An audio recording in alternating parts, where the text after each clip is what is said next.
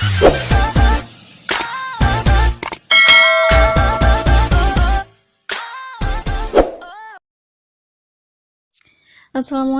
halo semuanya, ketemu lagi di channel YouTube aku. Oke, di video kali ini aku akan menceritakan tentang asal-usul nenek moyang bangsa Indonesia. Kalau kita perhatikan dari ciri-ciri fisik penduduk di Indonesia, tentunya beragam ya. Ada yang kulitnya putih, ada yang sawo matang, bentuk hidungnya juga berbeda-beda, kemudian bentuk rambutnya pun berbeda-beda. Nah, dengan melihat keberagaman fisik dari penduduk Indonesia ini, kita sudah bisa menyimpulkan bahwa nenek moyang dari orang-orang di Indonesia ini juga datang dari suku atau ras yang berbeda. Oke, di video kali ini akan disebutkan beberapa suku atau ras yang ada di Indonesia. Yang pertama ada pendapat dari Paul Serasin dan Fritz Serasin, atau mereka disebut dengan Serasin bersaudara. Mereka ini berasal dari Swiss yang merupakan seorang etnolog. Etnolog itu adalah ilmu yang mempelajari tentang bangsa-bangsa.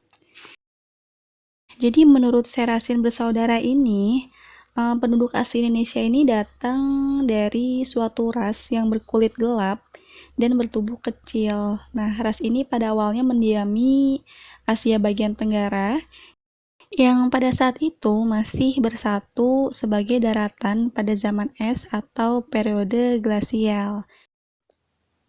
Zaman es ini bukan berarti seluruh permukaan bumi tertutupi oleh es gitu ya. Tapi zaman es ini adalah suatu waktu di mana suhu iklim bumi ini turun dan menyebabkan peningkatan jumlah pembentukan es di kutub dan di glasier gunung. Ketika zaman es, permukaan air laut di muka bumi ini jauh lebih rendah daripada sekarang karena banyak air yang membeku di daerah kutub. Nah, dikarenakan pada saat itu permukaan air laut ini menjadi jauh lebih rendah ya dibandingkan sekarang, dan hal ini menyebabkan Laut Cina Selatan menjadi kering, sehingga Kepulauan Nusantara Barat tergabung dengan daratan Asia. Sementara itu, Pulau Papua juga tergabung dengan benua Australia. Nah, di sini ada gambarnya ya. Jadi, Pulau Kalimantan, Jawa, Sumatera itu masih tergabung dengan benua Asia. Sementara Pulau Papua ini masih tergabung dengan benua Australia. Jadi kalian jangan bingung-bingung gitu ya untuk berpikir kok orang zaman prasejarah ini bisa bermigrasi jauh gitu ya.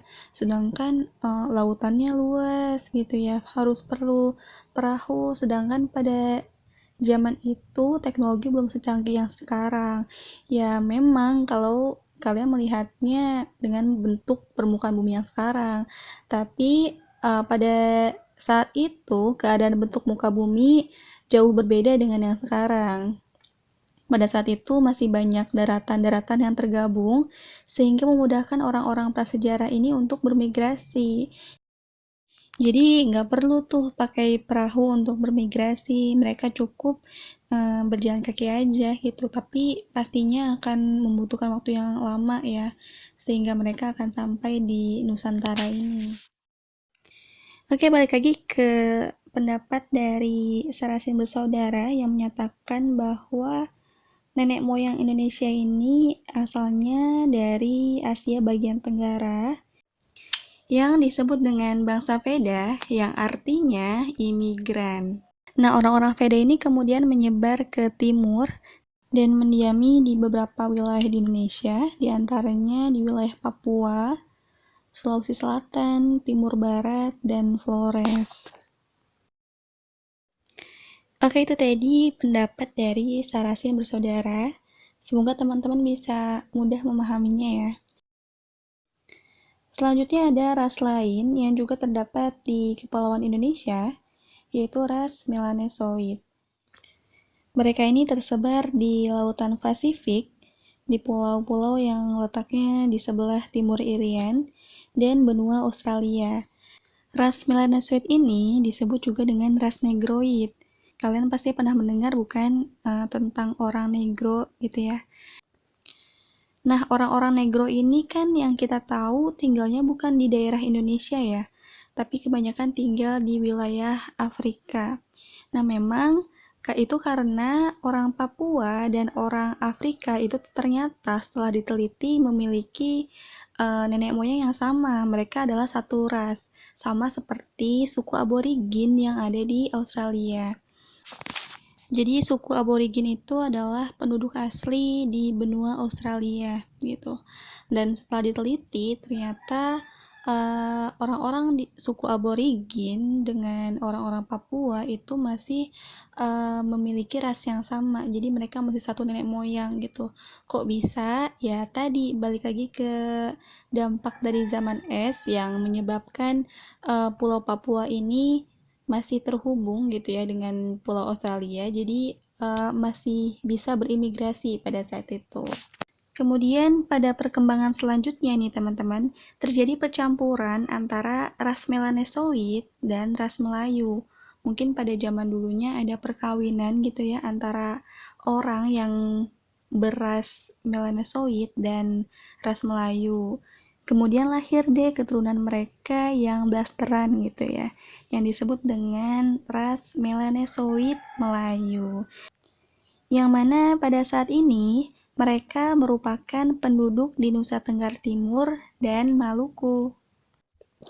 Selanjutnya ada teori yang paling banyak disepakati oleh para ahli, yaitu teori Yunan. Nah, Yunan ini bukan Yunani ya, teman-teman. Yunan ini adalah daerah yang ada di Cina Selatan. Ciri-ciri fisik dari orang Yunan ini yaitu berambut lurus, kemudian kulitnya kuning kecoklat-coklatan, dan bermata sipit. Nah, orang-orang dari Yunan ini nggak sekaligus datang langsung ke Indonesia, tetapi mereka kedatangannya dibagi menjadi dua gelombang. Gelombang pertama adalah Proto-Melayu atau Melayu tua, dan gelombang kedua adalah Deutro-Melayu atau Melayu muda. Mungkin teman-teman pernah berpikir gitu ya, kok ciri fisik orang Indonesia itu sama seperti orang-orang yang ada di Asia Tenggara ya, kayak seperti Malaysia, Filipina, dan yang lain. Yaitu karena kita masih serumpun, kita masih satu ras. Nah, perlu diketahui ya, kalau orang-orang zaman prasejarah itu, mereka berimigrasi tapi tidak memiliki tujuan gitu. Ya udah kemana aja tempat yang sekiranya mereka bisa tinggali gitu. Contoh yang tadi dari Yunan, orang-orang dari Yunan tadi, mereka berjalan jauh gitu ya, berimigrasi jauh dari Cina ke Indonesia, pasti kan mereka ada singgahnya. Nah, beberapa orang yang singgah tadi bisa saja menetap di sana dan yang lainnya melanjutkan perjalanan gitu. Itulah kenapa wajah-wajah orang Indonesia tuh hampir mirip gitu ya sama wajah-wajah orang-orang yang ada di negara-negara tetangga gitu. Nah, Proto Melayu ini ketika mereka berimigrasi ke Nusantara, ke Indonesia, mereka membawa perkakas dari batu berupa kapak persegi dan kapak lonjong. Nah, ayo yang sudah menonton video yang kemarin, kapak persegi sama kapak lonjong itu termasuk ke dalam peninggalan pada zaman apa? Iya, jadi kapak persegi sama kapak lonjong itu adalah peninggalan dari zaman Batu Baru, teman-teman. Dan suku bangsa Indonesia yang tergolong Proto Melayu ini yaitu Mentawai, Dayak, dan Toraja. Selanjutnya gelombang kedatangan yang kedua yaitu dari Deutro Melayu atau Melayu Muda, nah yang berasal dari Indochina bagian utara. Kedatangan Deutro Melayu ini mendesak keberadaan Proto Melayu ke arah pedalaman. Jadi yang ras Proto Melayu ini jadi pindah ke Indonesia bagian pedalaman gitu ya. Ras Melayu muda ini sudah jauh lebih modern dibandingkan dengan tadi Melayu tua atau Proto Melayu. Mereka ini memperkenalkan perkakas dan senjata yang terbuat dari besi atau logam. Nah, jadi ras Melayu muda ini hidupnya pada zaman apa? Ayo. Yang udah nonton video yang sebelumnya pasti tahu deh. Yang tahu komen di bawah ya. Ya, pokoknya ras Melayu muda ini udah lebih modern ya. Mereka udah melakukan kegiatan bercocok tanam ya. Nah, padi yang ditanam di Indonesia saat ini nih, teman-teman, itu ternyata dibawa oleh ras Melayu muda ini.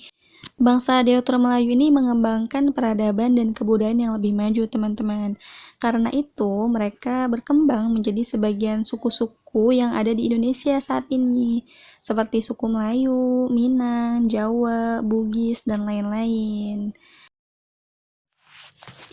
Oke, sekian untuk video kali ini ya. Kalau ada kritik dan saran, boleh banget dicoret-coret di kolom komentar. Dan terima kasih untuk yang sudah menonton. Akhir kata, Assalamualaikum warahmatullahi wabarakatuh.